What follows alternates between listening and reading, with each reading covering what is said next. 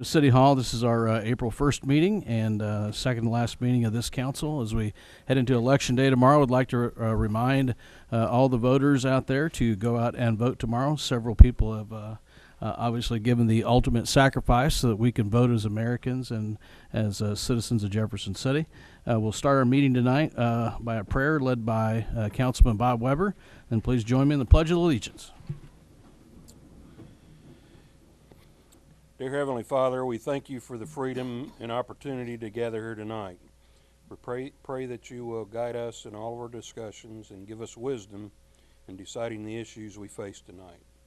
We ask you to watch over our staff as they protect and serve our community. We also ask you to watch over all of our men and women that serve our country at home or abroad. Finally, we ask you for the courage and the wisdom to be good stewards of our citizens' trust and their resources. In Jesus' name, amen.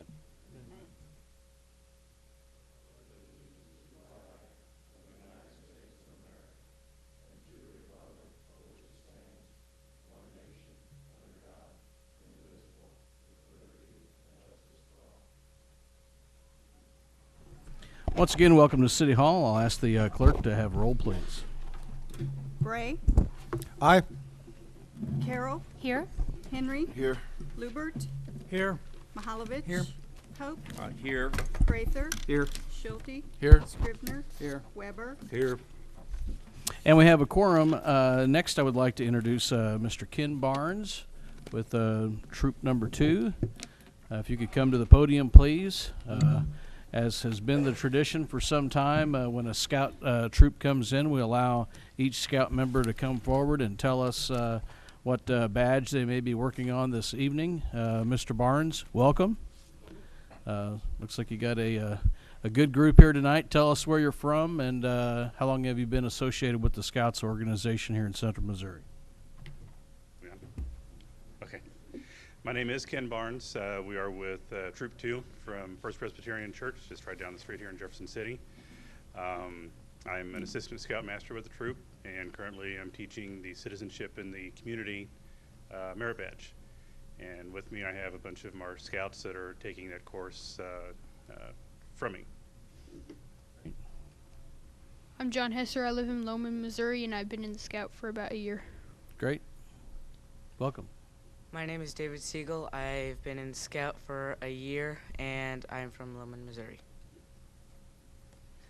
My name is Zachary Barnes. I'm from Jeff City, Missouri, and I have been a Scout for about a year. My name is Mitchell Houston, and I am from St. Louis, Missouri, and I've been in Scouting for about 2 years. I am Will Holloway. I've been a Scout for 2 years, and I live in Jefferson City. Hello, I'm Marshall Sassney. I'm from Jefferson City, and I've been in Scouts for 2 years. I'm Max Renfro. I'm from Jefferson City, and I've been in the Scouts for 2 years. Hello, my name's Terrence Donner. I'm from Jefferson Holt Summit, Missouri, and I've been in Scouts for 1 year. I am Sam Briggs. I am from Jefferson City. I've been a Scout for 1 year. I'm Micah Kennedy. I'm from Jeff City, and I've been in Scouts for 3 years. Ken, thank you. What's your next badge going to be?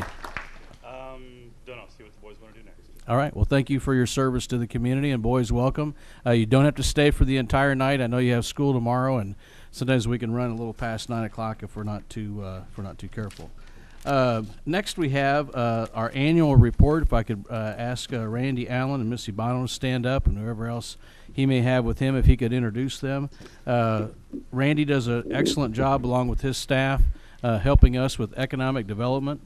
We go in with the county as far as the funding of this, and Randy has an annual report that he does yearly. And Randy, I'll give you the floor, sir. Thank you, Mr. Mayor, members of the council. The purpose tonight is to present our 2012 annual report for economic development per our contract with you. You have two things in front of you. You have all of the slides that we're going to talk about tonight, and you have a spreadsheet that is the list of all the activities that the chamber dedicates its resources to every year. I would like to introduce a couple people that are here with us tonight. Actually, it's our three chairs, our past chairman, our chairman, the current chairman and our chairman-elect, Joe Sheffers, Bob Gilbert, and Bob Scruggs. Would you guys just wave your hand? Thanks for being here. We're going to tag team this tonight.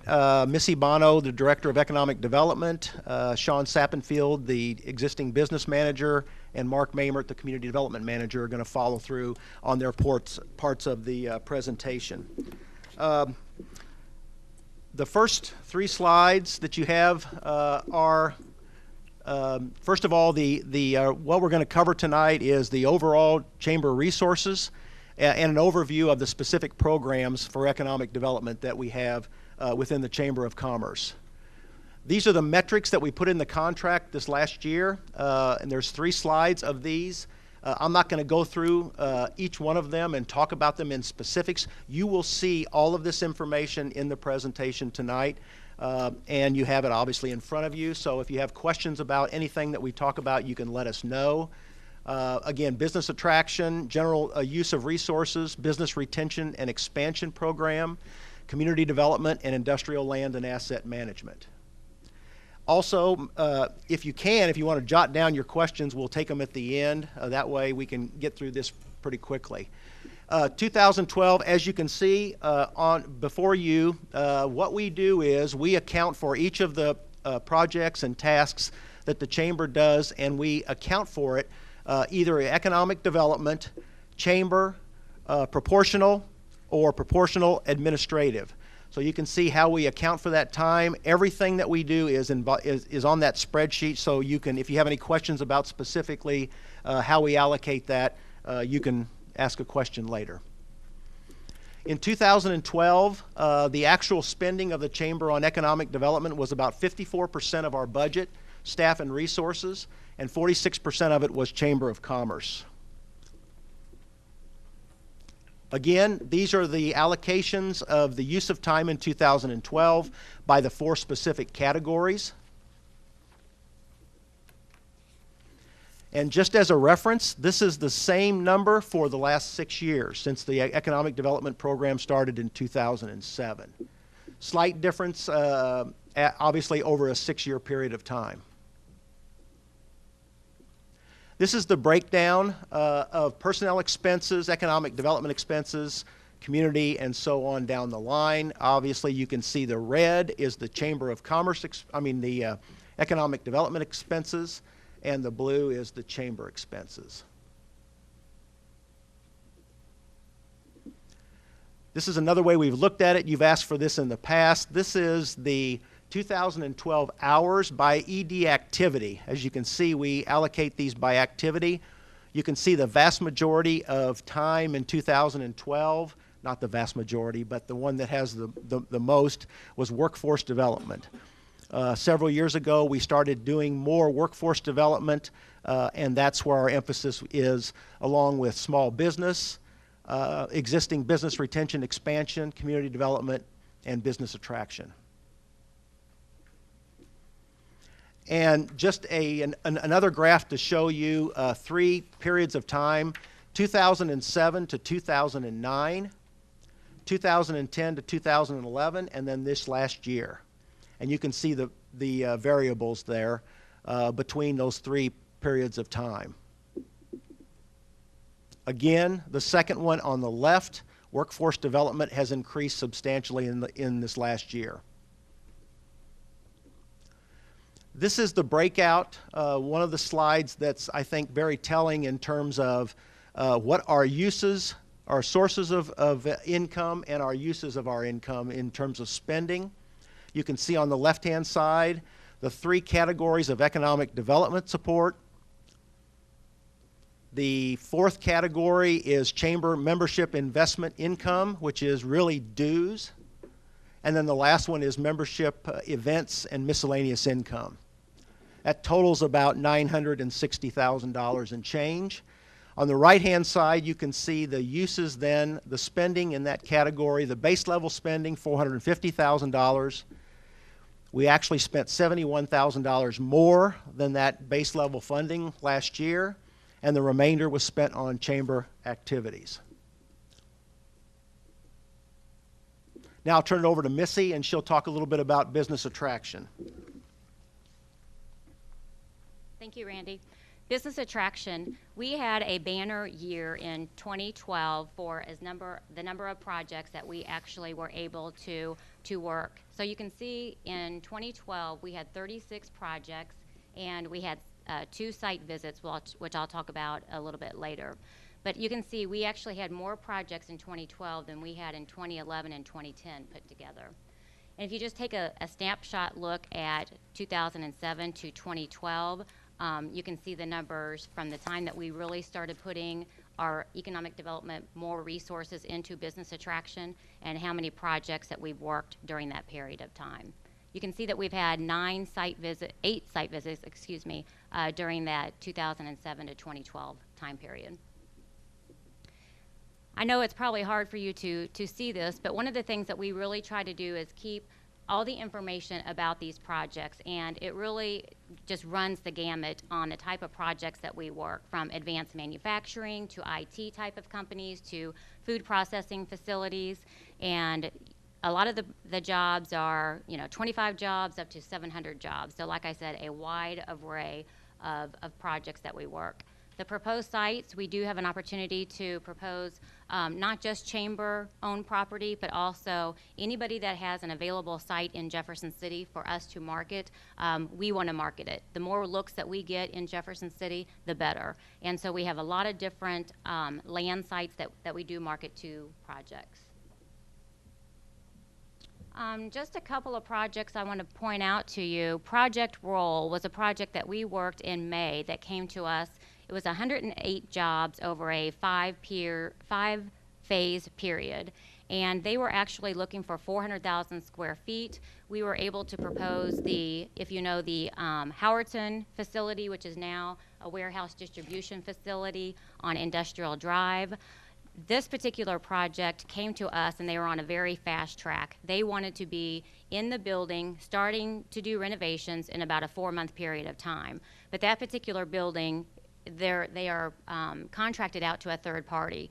And so we have a lot of great companies in Jefferson City that are currently utilizing that space primarily for warehouse space. And so that building was not going to be available according to their time needs. And so we got eliminated from that project primarily because of their time constrictions of that particular project. Again, I'm not going to go through all these projects, but you can see just the wide array of different projects that we work. The spec building. We built the spec building in 2007. One small project I might just point out on your list. We did have a project that I started working with this particular company in 2008. And you can see on your spreadsheet, it's called S2 Tech. And they're located in the St. Louis area. I went and contacted them in 2008, talked to them about the potential of having a location in Jefferson City. And really at that time, they didn't do too much for the first couple of years. Then they actually located one person in Jefferson City. She was based out of her home, and just this year we started working with them on leasing some office space. Now they're only up to 5 employees right now, but I just wanted to point that small particular project out to you, that really, those type of projects and those type of companies are the backbone of our community. And even though that they're only 5 employees now, they very well may grow to 30 or 40 employees in 4 or 5 years. So the spec building, we built that in 2007 primarily with chamber resources, and we have had a lot of activity looking at that particular building. It's 50,000 square feet. It sits on 10.6 acres. It's expandable to 130,000 square feet. And you can see in 2012, we had 12 attraction projects interested in that building. And if you do the math and you add them up from 2007 to 2011, basically we had as much activity this year as we've had all other years put together. So I think that's a really good sign that people are out looking. They're looking at doing projects. Activity is pretty good. And in the expansion column, you can see that we had 3 projects this year, existing businesses looking at that building. So 2 of those projects actually ended up expanding at their current facility, and one of those projects is really kind of on hold, and they haven't done anything yet. But at least the building gets them in, looking and thinking about expansion plans. So again, I won't go through this spreadsheet. One project in particular I will point out, Project Farm. You probably heard about this project. This is the project that I've talked to some of you about it. It's a chicken-like project. It looks like chicken, tastes like chicken. They produce what appears to be chicken, but really it's soy. And so 90 seconds from beginning of the machinery to running it all the way through the process, you come out with a chicken-like product to use in chicken salads and fajitas and things like that. This project was a spinoff of the University of Missouri. It came down to Columbia, Missouri and Jefferson City, Missouri. Randy Allen spent a lot of time with them, as I did, working with them on our spec building, really customizing the spec building. They were going to take half of the building, customizing it particularly for their needs. And at the very end, the 11th hour, they ended up wanting to be located in Columbia, in the University of Missouri's backyard. And so they are now in a 16,000 square foot facility and getting ready to start their process. So I point that out just because we work a lot of time on these projects. A lot of times they don't land in your community, but we're on the radar, we're dressed out, we're ready for the game, and that's one that I think that we were really, really close to landing in our community. So again, snapshot of all the projects that we worked for the spec building in particular from 2007 when our program really started and kicked off to current. So I wanted to give you just a little bit of perspective and the Missouri activity that the Missouri Partnership has seen. They worked 143 projects this year. 39 of those projects, the company was looking for either an existing building or a greenfield site. 104 of those projects weren't really at the point of knowing exactly what they were looking for, but they were interested in the state of Missouri. The type of sectors, advanced manufacturing always for Missouri is probably the #1 sector that looks at our state. Biosciences, transportation, on down the list.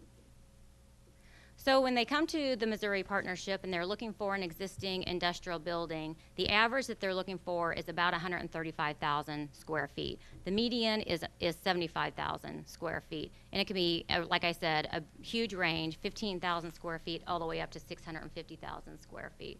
And so I wanted to show you this just to show that we are kind of right in that sweet spot, maybe a little bit smaller with our spec building. And our spec building is topped out at 130,000 square feet, and after that you really just can't add on to that particular facility. Ceiling height requirement, 26 feet. We are well above that. Our peak is 35 feet. Our eaves are 30 feet, so our building fits that criteria very nicely.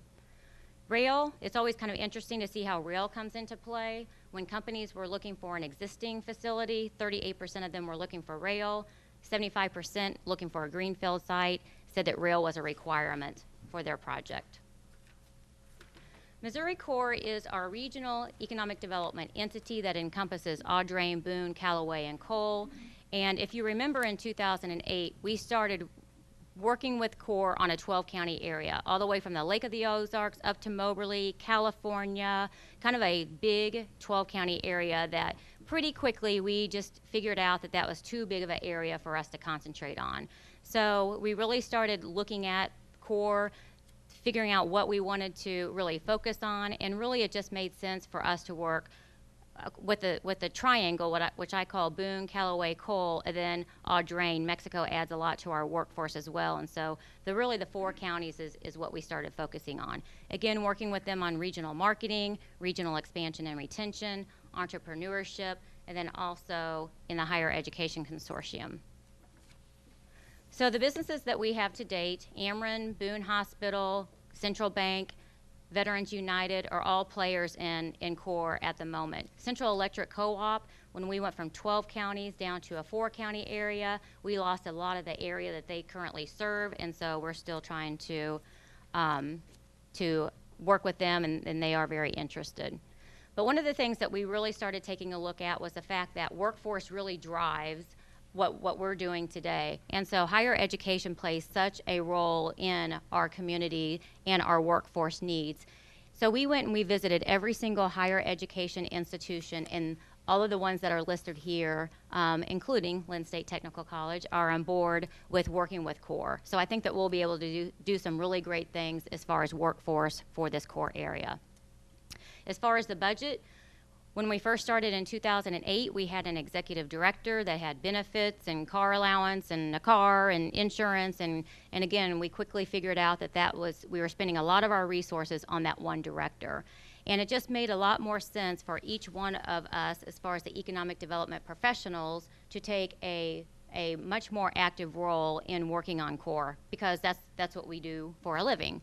And so if you look at the economic development organizations that are involved, this is really a proportional thing as far as the size of our community. Boone is in at $20,000. We're half the size of Boone, so we're in at $10,000. Callaway and Cole are both about the half or less than half the size of Cole County, and so they're in proportionally as well. Business partners, it's really a third, a third, a third. A third economic development, a third business partners, and then again, a third a higher education, where all of those institutions are partnering with us as far as financially. So we have a budget of $115,000, and again, our primary efforts, regional marketing, that's our #1 effort that we work on. You can see that the $10,000 that Cole County puts in, we leverage $105,000 of other people's money, other of the county's money. And so we get a lot of return on our investment. So the number of shows that we attend, the projects that we work, the site visits that we work, out of all of the effort that we put into regional marketing, that one project that I referenced, Project Farm, the soy chicken company, they located to Columbia, and that's the one business attraction project we got for our region. It was a $5 million investment, 60 jobs over a 5-year period. But again, I think this is going to be a company that's really going to grow and add to our community. Sean's going to talk about this a little bit more, but as far as the CORE area, 46 projects were identified. We had 13 projects that announced, and 429 jobs were created. $50 million was into that. $50 million was invested into our community, and $25 million of that occurred in Cole County. So we had a lot of capital investment occur in our county. Again, this is broken out through Audrain, Boone, Callaway, and Cole. You can get a better idea of how many projects were identified, announced, jobs created, capital investment, specifically to those counties. So one of the things that we did this year, that the governor came out and said that he wanted to have Innovation Campus grants. And so he had $10 million set aside. The stipulation was you had to be an ED organization applying for these funds. And so we went through the application process. The chamber was awarded $1 million for training. And this is really just a pass-through that goes through the chamber, and basically $7,500 per beneficiary, which is basically a scholarship, will be provided in our community to train students from Helias, Jefferson City High School, Fatima, working in conjunction with Lynn State Technical College and Lincoln University. And so those are the degrees that we'll be able to offer. Again, it's a scholarship opportunity for 130 students to be served, but you do have to be low to moderate income, so serving that population. And so, again, there's been a lot of work on this program. In fact, I had a 2-hour meeting this afternoon with representatives from Lincoln University and Lynn State Technical College, and we will be rolling out this program in fall of 2013. To make this program really successful, you have to have business partners, and these are the business partners that have really come to the table with us. They'll be providing internships for the students and really working with them as far as mentoring and providing that workforce that they very much need in the IT area. So with that, I'm going to turn it over to Sean to talk to you about existing business.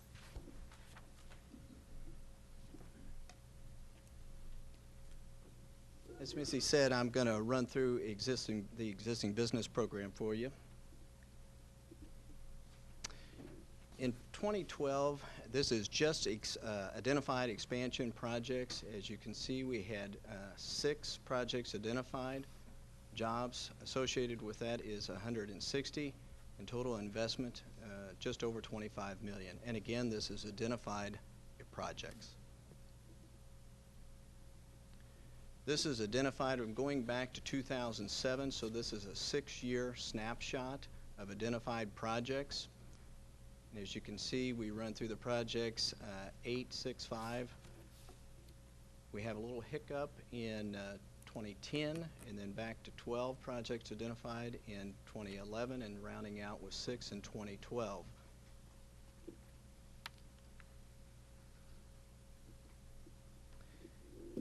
Existing business, these are expansion projects in 2012 that I'm referring to here. Alpla, Unilever, and Modine all expanded in 2012. The investment associated with Alpla was $2 million. Unilever was just over $23 million, and Modine with $1 million. And I also have listed here the incentive programs that were offered and accepted by the companies. We have a Chapter 100 bond that was offered and accepted to Unilever and Alpla. Alpla took advantage of, and I'll talk about it just a little bit later, the Enhanced Enterprise Zone, and that was $124,000 spread over 5 years based on jobs and investment. And each of the companies have taken advantage of the state's customized training program. And as you can see at the bottom, the total jobs for the 3 expansion projects, 86.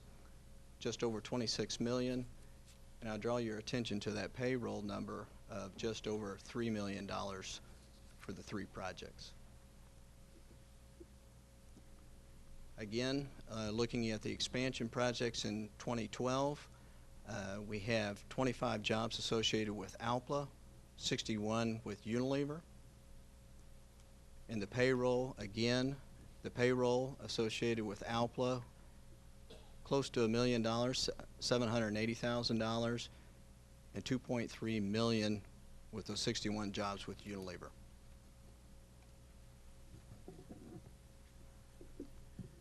This is a snapshot over a 6-year period back to 2007, and what you're looking at is total number of expansions, announced projects, the jobs, payroll, and investment associated with each.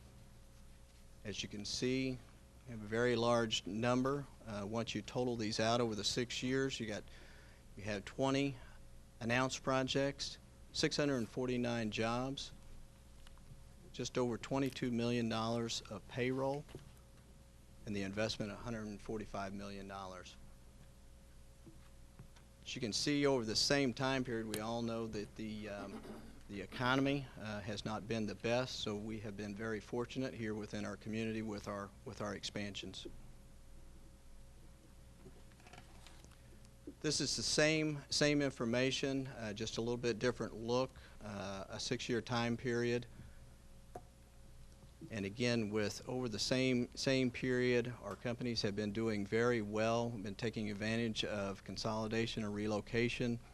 And again, that is associated with our good workforce, central location.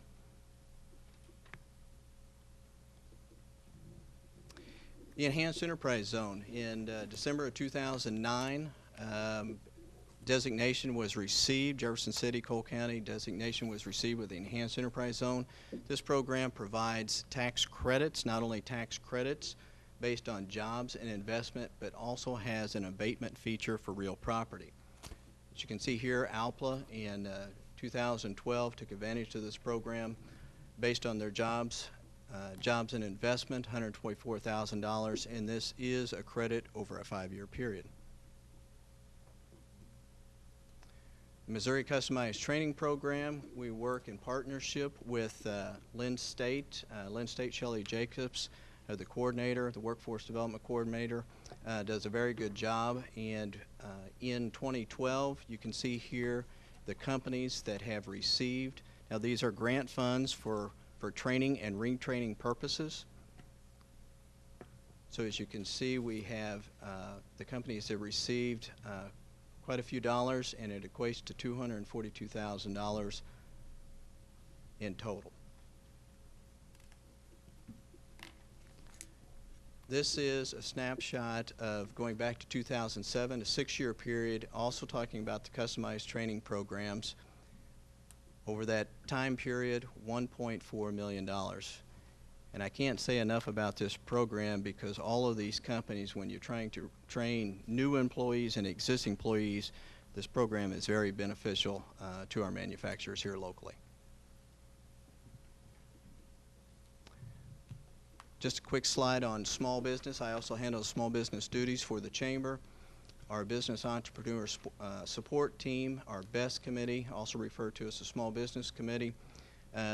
Committee meetings 12, our Small Business Spotlights. These are off-site visits to small businesses here in the community to become better acquainted. And then our Tuesday topic seminars are our educational outreach program, and we had 6 seminars last year, and you can see the attendance associated with those 6, 148 attendees. Startup Jefferson City, you may have heard of and read about recently. In 2012, we had 4 events, motivational session, collaboration, a pitch event, 2 pitch events, and they were very well attended. This outreach is for new business startups and entrepreneurs, and we will continue this program in 2013. I'll turn it over to Mark Mayer.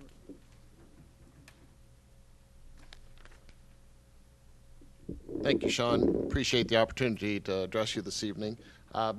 Before I get started, if I seem a little hoarse or get a lot of tears, it's not because I'm overly emotional. About community development, my allergies are acting up, so apologize in advance for that. We did have a pretty good year in 2012 in community development terms. One of the things that was made clear to me when I came into this position was that we needed to do something about the downtown storefronts and get those storefronts filled. With a lot of work and a lot of cooperation from various entities, including the Downtown Association, as well as some city efforts with the Old Town area, that has been largely successful. Overall, we're looking at a 95% occupancy rate in those storefronts. That's very good. There are a lot of communities that would very much like to have that rate. When I came into the position, it was estimated that about 80% of our storefronts were occupied at that point. Coming into 2012 with a 95% success rate, that reflects well on the health of the downtown area. Downtown is doing fairly well. That doesn't mean there isn't more work to do, but downtown has progressed. We'd like to see all of that continue on and spread into the Old Town area. Just for reference point, just wanted to make sure everybody did understand that the Old Town area is the outline, the larger outlined area. The smaller outlined area is what I call the Old Town core. Essentially runs from the river to Stadium, out to Dix Road, and to Clark Avenue with the Old Town core. Or I'm sorry, I'm trying to see where I am here, to Ash Street. Sorry about that. And this is the downtown core. We're talking about the 3 blocks that are in High Street and then Madison Street, just so we have our geography straight. Downtown revitalization did fairly well, again. While we saw some pretty good changes in appraised value during this time period between 2007 and 2011, some decent increases, still we weren't where we wanted to be in terms of having the effectiveness that we want in the Old Town, especially on the commercial side of things. Old Town has long struggled to keep up with the rest of Jefferson City as development has expanded outward. As we're starting to look more inward again, we believe that is turning around. The Old Town core, again, still difficult situation in need of additional investment by property owners, and we're hopeful that the incentives that have been placed and put in place and are under the auspices of the city are doing some good there. One of the items that John Roberts, during our strategic planning process, made clear to us also was that we needed to have residents downtown. In order for downtowns to be alive, it's great to have events, which I'll talk about later, but residents are really what make downtowns perpetually alive. And that's one of the things that we focused on, is getting more residents and more availability for residential types of situations in the downtown area. based upon the assessor's numbers, those have improved substantially since 2007.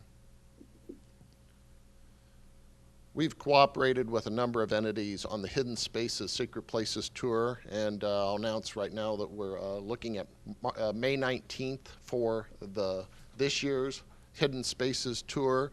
These have been actually popular beyond what I had anticipated. Last year we had over 500 participants, and last year was the first year that we actually charged for the event. Before that, we just kind of took it out of our operating funds. But in conjunction with the Old Town group, with the Old Town Redevelopment Company, as well as the Downtown Association, we've had some pretty good success in getting people excited about the potential for redevelopment in the downtown and the Old Town areas. We look to continue to build on that success. I want to point out a couple of properties and some businesses as well. 128 East High Street was revitalized this year. An excellent redone of the building. It's actually now residential quarters upstairs, and Jimmy John's moved into the lower floor. 1015, the Common Ground Community Center was recognized by the Historic City of Jefferson with a Golden Hammer Award. That is a very prestigious award, recognizes a well-done redevelopment, and kudos to the organizations that are involved in that effort. Had some nice infrastructure improvements come into the core of the Old Town and downtown areas, including some new sidewalks on High Street, as well as some new sidewalks and refurbished sidewalks on Broadway. I do want to point out that the Broadway sidewalks were also funded partially through a community improvement district in the old Munichburg area that put funds into that project as well. MoDOT brought us some nice improvements along Highway 50. It's actually, if you watch for a while, you can actually see quite a few people crossing at those crosswalks. They were desperately needed, and that's a vast improvement over what was there earlier. Some new businesses in the area, Cafe a la Art on Jefferson Street, also Jimmy John's, as was previously mentioned. High Handsome came into the former Tishy's building, or other buildings right next to the Hope office building in the downtown area, and Morgan's Grill, also in the 300 block of High Street. Some of these replaced businesses that were there earlier.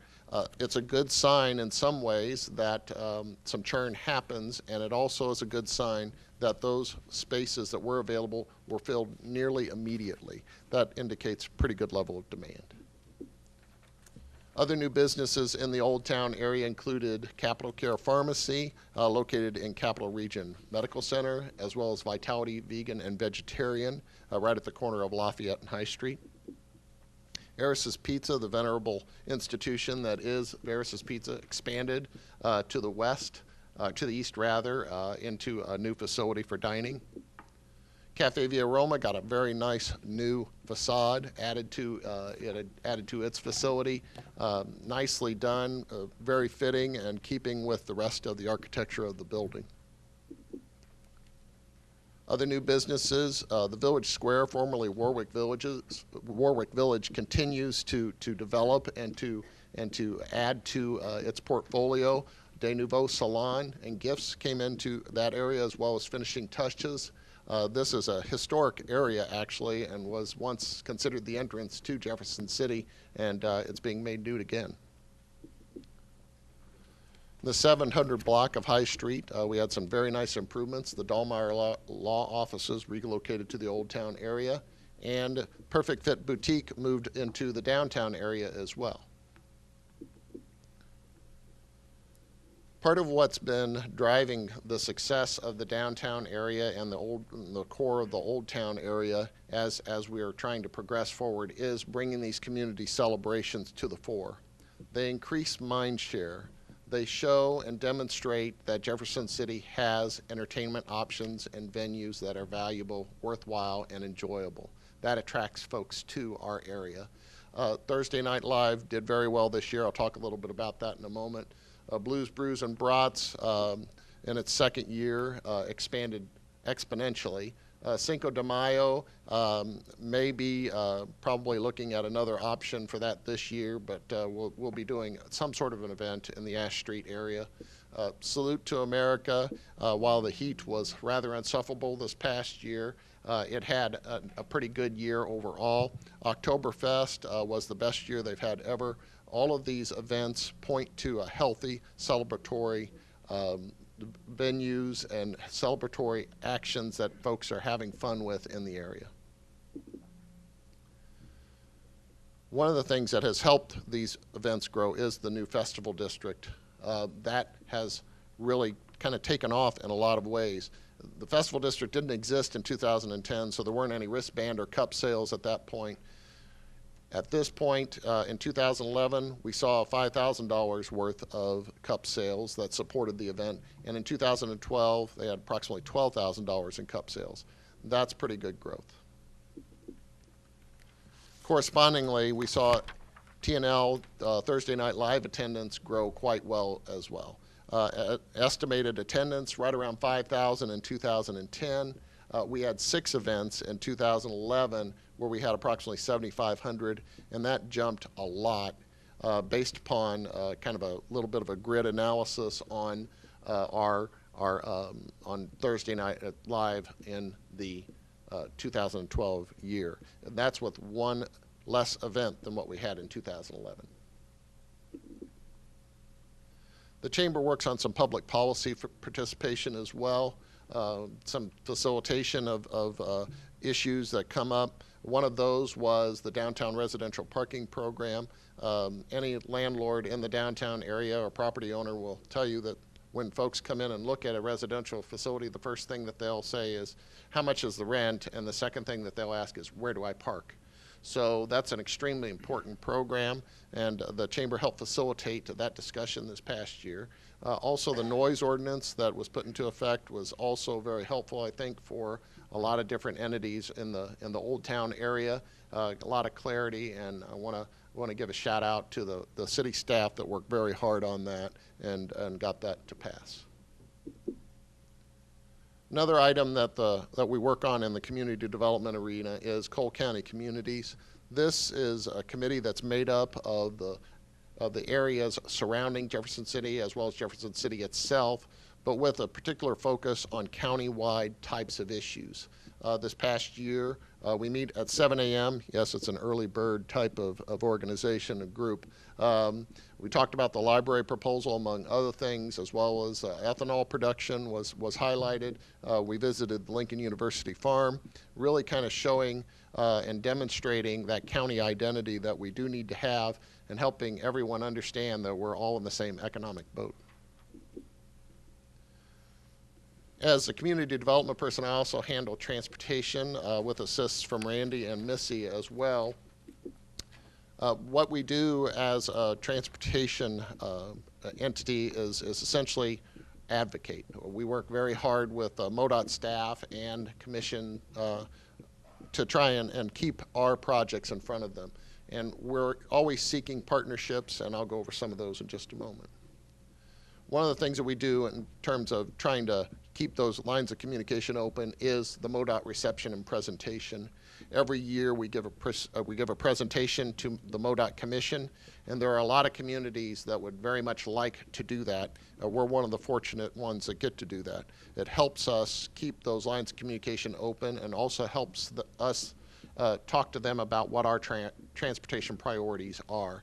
Last year they took a tour of the prison, and we had at a reception for them at Prison Brews some very good discussion. Made some pretty good progress this year in terms of some groundbreakings. The Lafayette Street interchange, not yet at a groundbreaking situation, but the Highway 50 east to Lynn did get underway. That's about a $30 million project. That is a big win for our community. It's really going to bring a lot of folks more easily into Jefferson City and will enhance our transportation system substantially. Some of the joint city-county projects also did very well in terms of progress, finished up the East McCarty Street project and others. Very helpful, very good types of cooperation there. We also keep those topics that we always want to talk about to the commission in front of them. We want to talk about Highway 50 West and getting that 4-laned the rest of the way. We constantly talk about interstate access, although I think sometimes folks get tired of hearing us talk about it. It is indeed something that is essential for our community's long-term health. And then we also talk about improvements to Highway 63 South. We don't want to forget that we're trying to meet and get these interstates connected between 44 and 70. That really would make a big difference in terms of how we would be approached by economic development concerns. The Lafayette Street interchange is going to be a big project for our community. It is not a cost share project. It is funded almost entirely with MoDOT dollars, and it is going to act as a gateway to MSP as well as to Lincoln University. If you've ever tried to tell anyone how to get to Lincoln University, it's not an easy task in our community. It will become much easier when the Lafayette Street interchange is in place. Grading is underway, as you can see, on Highway 50, and it's looking very good, actually. Transportation adds a lot to our economy. Just taking a few selected projects over the years, we've seen over $177 million that have been dedicated to transportation projects in our area. That's a substantial amount of funding for something that is absolutely critical to our community's economic future. That, I'll turn it back over to Randy.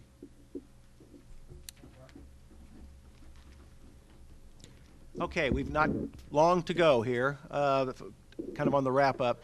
Land management, as you know, the Chamber has in its repertoire ownership and management of industrial lands, and the primary location for that now is the Algoa Industrial Park, which we call Partnership Business Park.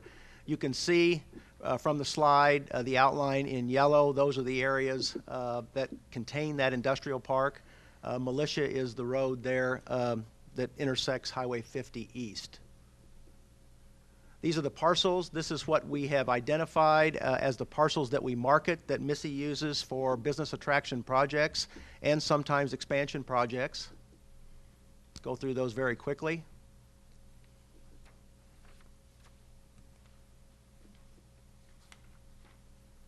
This was taken before the spec building was on the spec building site. And the last slide with regard to this is I wanted to reiterate the fact that the Chamber spent over the past 6 years substantial amount of money on investing in the industrial parks. You can see here this is not by year, this is a 6-year snapshot. With regard to the spec building, we spent about $600,000 to purchase the industrial sites that we call the Vanderfelt's Farm, including all of the improvements. With regard to that, it's about $2.2 million. In terms of infrastructure to those, we spent, along with the city and the county, you can see that $560,000 there. That was the city and county's contribution to that project as well that enabled us to provide electric, gas, and sewer to the industrial park. It cost us on that ticket $672,000. Some planning, obviously Corps of Engineers permits, extension of the gas in terms of we had to extend it, but then they charged us for everything that wasn't used for a period of time, I believe 5 years, which that has now been paid off. And then again, Certified Sites project, which I'll talk about in a second, was about $309,000. Ongoing expenses out there, there's yearly expenses with taxes, property, and by the way, the Chamber does pay property taxes on all of its holdings. Insurance and maintenance costs totaled about $187,000. And then some other ones, we were able to secure an option on an industrial site that we had a hot business attraction project on. It did not come to pass. We also provided the seed funding of $40,000 to do the study that led to the economic development funding from MoDOT and led to an interchange at 179 and Mission Drive, which we all know what's happening out there on top of the hill. So again, in the last 6 years, $4.1 million the Chamber has expended on behalf of the citizens and Chamber members for the growth of the economy. And finally, Missy is now working on the final stages of getting our, I believe it's the 80 acres certified, what we call the Vanderfelt's Farm, by the state program. We have everything in place, and now it's just a matter of doing the paperwork, as they say. Just a couple other slides we wanted to put in here today. One of the things you had talked about in the past was kind of some trends over time. This is the private sector employment change in the United States, in Missouri, and in Cole County. And one thing we wanted to highlight was the blue is before the Economic Development Program, prior to 2007. So it's 2002 to 2006, I believe. I can't read that from here. And then 2007 to 2011, two 5-year periods. This was obviously, the blue was before the recession, so things were going in the up direction, but again, Cole County was lagging behind.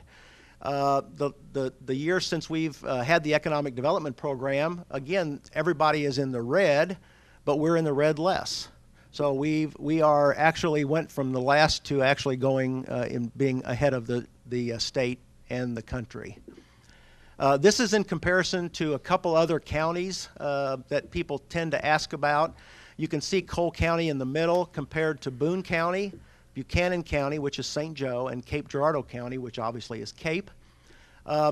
And you can see that we're still doing pretty well in terms of comparison, except for Boone County.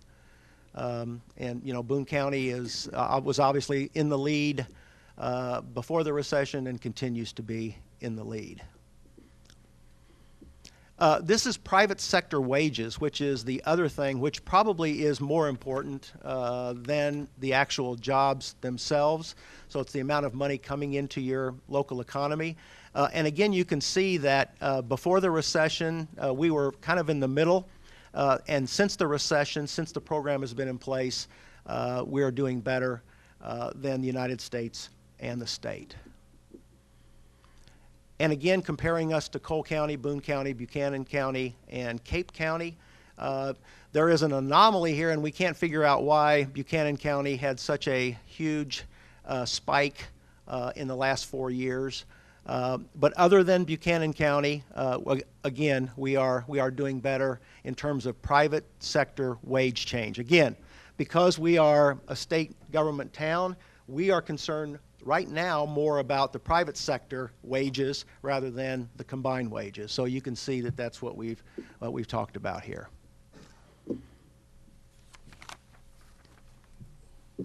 Thanks for enduring that 50-minute presentation. We think that obviously we are trying to do the best job we possibly can for the city and the county, and we would welcome your questions. Randy, first, thanks to you and your staff for being here. And do we have any questions or comments of the chamber? Bob. Randy, I've jotted down several questions, and some of them may be for some of your other folks, so I'll just ask you, and then if you need help, you can ask. Okay. You know, I've read in the paper a couple of times that the chamber is going to be reporting to the city council because people have kind of forced us to ask for a report from the chamber. Is this the first annual report you've given us? No, this is our 6th since the Economic Development Program has been in place. We've reported to you every year for 6 years. I remember 4, but I just wanted to let people know that this is not an unusual thing. Now, it's the first time you've done it, I believe, or have you always done it in this setting? We did last year. Okay, first time. We've always done it in a work session, which, because of the length of time, seemed to be more fitting. Okay. And I was wondering, what is considered low to moderate income on that grant program? The whole state of Missouri, there's a schedule for low to moderate income, and I have that information. I can't rattle off exactly what Cole County is right now, but it's based on census information. Okay. You might want to have. We'll follow up with that, Bob. Because people at home can't hear that. Absolutely. We're going to follow up with that information. Okay. But I'm just going to say you may want to have your fellow folks come to this because otherwise people listening can't hear that. Okay. And what is the business partner contribution, what do they contribute to that program? Do they have a financial contribution, or do they just provide internships? So you're referring on or the Central Missouri Innovation Campus Grant? Innovation Campus Grant. They are going to be providing internships for students, paid internship for those students. Okay, all right. And how is the chamber or involved in expansion projects? You've cited several expansion projects. How's the chamber involved in those? Until 2007, the chamber, really the local community, didn't have a program to assist and facilitate local manufacturers and businesses, a way to assist them with expansion. And so what we do, Sean is responsible. Sean visits, I don't know how many a year, existing businesses, and then identifies, as he showed on the slide, there's identified expansion projects, and then there's announced expansion projects. So we facilitate those identified projects and hope that they become obviously announced. If there are incentives to be developed for those expansions, in a lot of those cases, they were competitive with other sites, let's say, for example, Unilever around the country.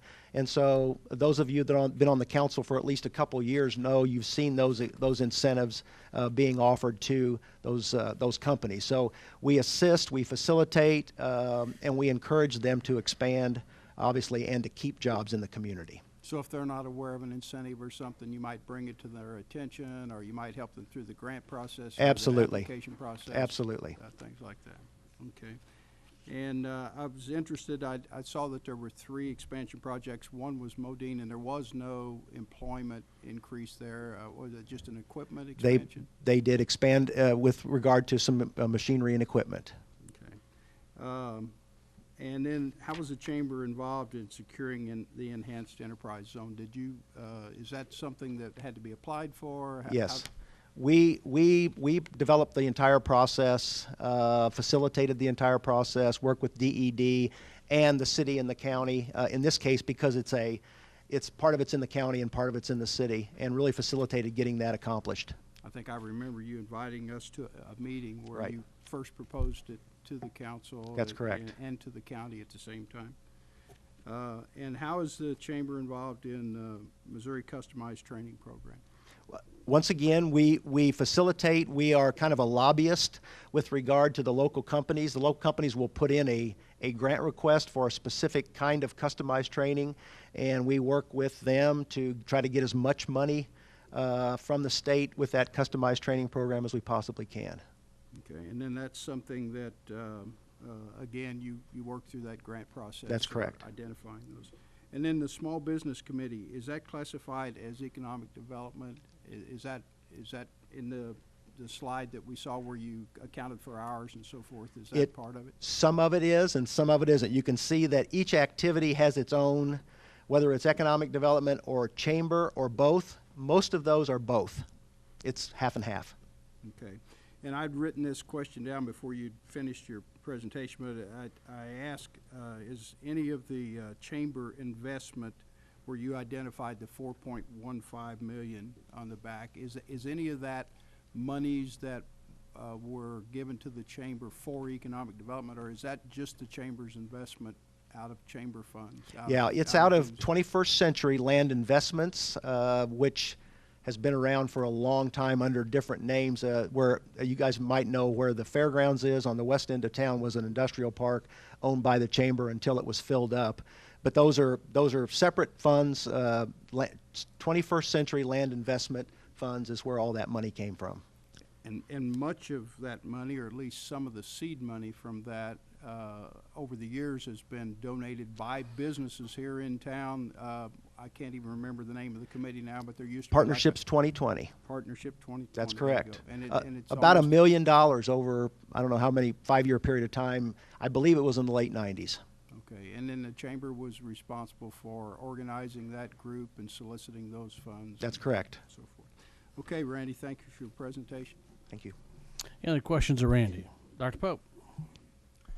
On page 14, the existing business announced expansion projects. I have a couple questions. Sure. On that page, of the total from 207 to current, of the 145 million, what percent of that do you think is Chapter 100 bonds? Have any ideas, Sean? A I don't- third? If we could get the answer at some point, Yeah. you know, it's okay. Roughly a third? A third of it would be Chapter 100. Okay. That's just a guess. The thing that was interesting when I calculated this, in 2009 with 31.5 and 64 new jobs, it was 492,000 per job. The year before at 29,000 with 143 jobs, it was 204. It was less than half. So we got more than twice as many jobs for half as much. And it would be interesting to see a report, and I know Jonathan Roberts did that, the kinds of jobs. It would be interesting to see the profile of these, somebody's at the top of the list, that group that year of 492,000 in investment per job. And the interesting thing is, the year that it was 204,000, the payroll that year was 45,000 average per job, and the year that it was 492,000 for job and capital cost, it was 39,000. So it doesn't seem, how much you spend doesn't seem predictable as to the quality of the payroll. Thought it would be interesting to see that particular graph looked at in detail as to what kind of jobs were the most expensive to obtain versus the highest salaried jobs. Right. Now, keep in mind the investment is all the company's investment. Right. Yes. Okay. I understand Yeah. that. Sure. Yeah. I don't mean, but a third of it was it's all their money. We're assisting with some of it. I don't know whether we have limits on those Chapter 100 bonds if we could fund all takers, but Theoretically not. yeah. So anyway, That's it was just a good point. It would be We can- interesting to see how that breaks out. Yeah, Sean tracks that, the type of jobs and most of them you've seen, if it's involved in Chapter 100, you've seen those jobs, the type of jobs they are, and the investment that the company's able to do. But we can provide you that. Good, thank you. Any other questions for Randy in this evening? Bob? Randy, as a follow-up on jobs, I know we were invited when Unilever was proposing their expansion. We were invited to go out and tour and see what they had proposed and what they were going to do. And one of the things that struck me was the amount of expansion, but a lot of that expansion was high-tech expansion and wasn't necessarily going to lead to quite as many jobs as what maybe we had experienced in the past with a like amount of expenditure. And I think that's one of the challenges that anyone that's involved in economic development has, is that you are seeing, it's the nature of the beast, so to speak, you're seeing a lot more high-tech robotics and things like that. The output is, more output per person, and so you don't quite see as many jobs perhaps. Would you maybe expand on that a little bit? Sure, absolutely. If you guys remember, some of you may remember, if you're as old as I am, that when Cheeseboro Ponds came to the community in the mid-'60s, they had about 1,100 employees. Now, they were making Q-tips by hand.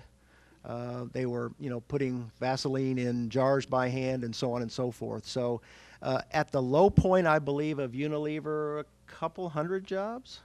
So they were, is that right?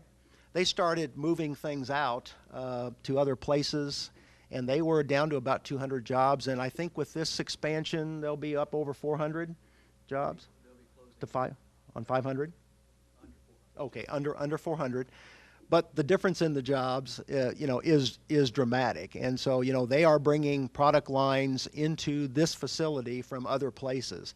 And you're right, Bob, it's a challenge. I mean, it really is that, the amount of output that workers, can produce now in these manufacturing plants is huge. But they're also higher paying jobs. They're jobs that require some technical education and some smarts. And so it really is, it's just a different world.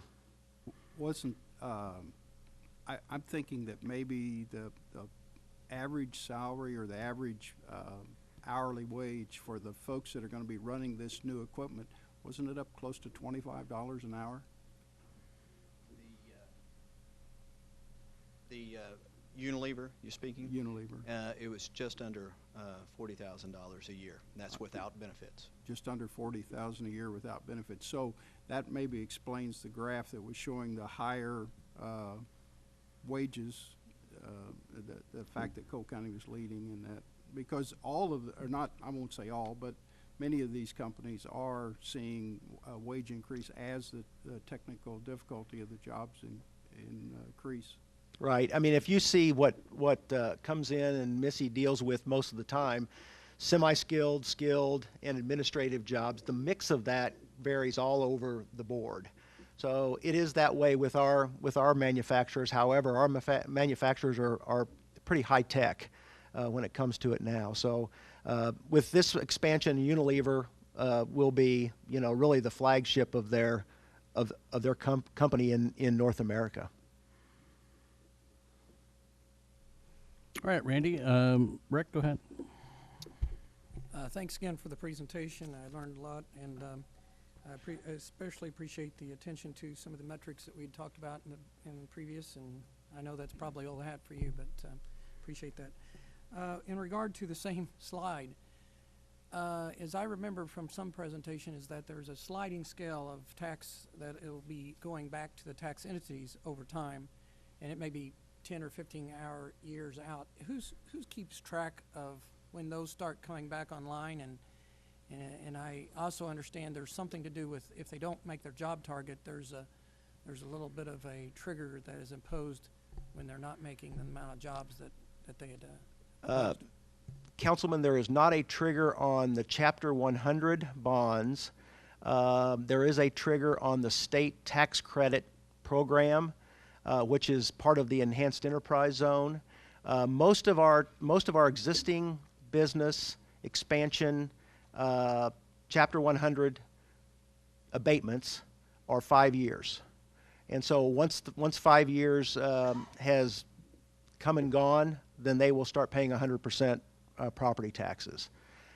In some instances, in some communities, they do a 50% for 10 years instead of 100% for 5 years. Nowadays, being competitive, most of the companies want their abatements, want their money up front. Okay, any other questions for Randy tonight? Randy, on behalf of the council and the entire city, and obviously our partners, the county, want to appreciate you for being here tonight. The clerk reminded me earlier, if you could please send this to us. We'd like to put it on the front of our website, if you don't mind. Absolutely. Okay. And also want to thank some of your leadership. I know Joe Shepard is here tonight, Bob Scruggs and Mr. Gilbert, and of course your staff. Thanks again for coming. We appreciate what you do. At this point in time, we'll have a 7-minute recess.